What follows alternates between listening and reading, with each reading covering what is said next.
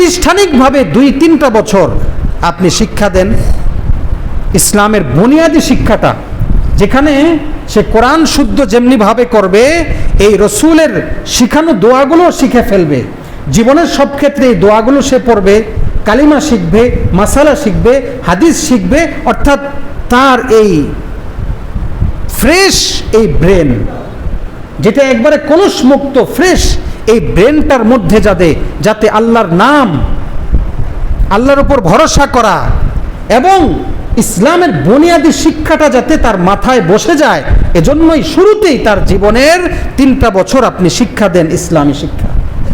এটা জরুরি। যদি আপনি তা না দেন, আর বড় হয়েছিল যদি নামাজ না জানে, কালিমা না জানে, এই দোয়াগুলো যদি না জানে, তাহলে এই সন্তান কিয়ামতের দিন আপনার বিরুদ্ধে দাঁড়াবে যে ইয়া আল্লাহ আমাকে শিখায় নাই, দিন শিখায় নাই, যেটা জরুরি ছিল, আমার জন্য ফরজ ছিল, শিখায় নাই। এজন্য বলি ভাই, যেখানেই আপনি ইংরেজি শিক্ষা শিক্ষিত করেন, ইংলিশ মিডিয়ামে, বাংলা মিডিয়ামে, যেখানেই পড়ান, অসুবিধা নেই, তার আগে 2-3টা বছর আপনি দ্বীনি শিক্ষা, ইসলামী শিক্ষাটা দেন, বুনিয়াদি শিক্ষা যাতে তার অন্তরে বসে যায়, এরপরে যাই শিখুক, অসুবিধা নেই তো।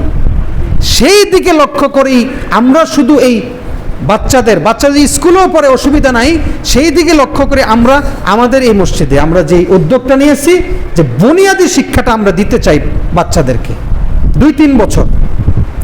এই যে হাজী বাবর আলী নামে যে মাদ্রাসাটা প্রতিষ্ঠা হয়েছে মসজিদে, চলছে আলহামদুলিল্লাহ, শিশু শ্রেণী ভর্তি হয়েছে, নিয়মিত ক্লাস হচ্ছে।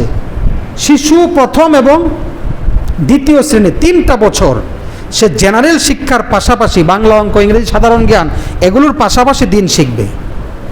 এরপরে গিয়ে সে যদি হাফেজ হতে চায়, আলেম হতে চায়, তাও পথ খোলা আছে।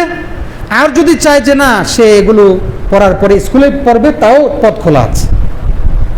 আমাদের কথা হলো যে একটা বাচ্চার জীবনের শুরুতেই যাতে ইসলামের বুনিয়াদি শিক্ষাটা অন্তরে বসে যায়, যাতে এই বাচ্চারা জীবনের সর্বক্ষেত্রে আল্লাহর নাম নিয়ে চলে। অসুবিধা নাই তো, সে ইংলিশ মিডিয়ামে যাবে, গিয়ে পড়তে যাবে, যাওয়ার সময় বিসমিল্লাহি তাওয়াক্কালতু আলাল্লাহ ওয়ালা হাওলা ওয়ালা কুওয়াতা পড়বে। সেখানে যদি তাকে নাচ শিখাতে যায়, তো বলবে আমি অন্য কিছু শিখবো, নাচ শিখবো না। কি বলেন ঠিক? এটা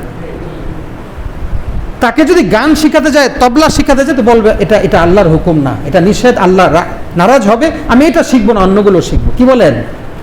এজন্যই বুনিয়াদি শিক্ষাটা বাচ্চাকে এটা দেওয়া দরকার। বাচ্চাকে আপনি শুরু থেকেই কোরআন নাই, হাদিস নাই, আল্লাহর নাম নাই, কিছু নাই, শুরু থেকেই আপনি জাগতিক শিক্ষা, শুধু জাগতিক শিক্ষা দিচ্ছেন, তো এই বাচ্চারা তো আল্লাহর নাম নিয়ে ঘর থেকে বের হচ্ছে না, তো অ্যাক্সিডেন্ট থেকে বাঁচবে কেমনে? আপনিও তো আল্লাহর নাম নিয়ে বের হচ্ছেন না, তো অ্যাক্সিডেন্ট থেকে বাঁচবেন কিভাবে? আমার ভাইয়েরা, সর্বশেষ অনুরোধ, আমার আলোচনা শেষ, যে এই দোয়াগুলো শিখেন, নিজেও দিন শিখেন আস্তে আস্তে করে।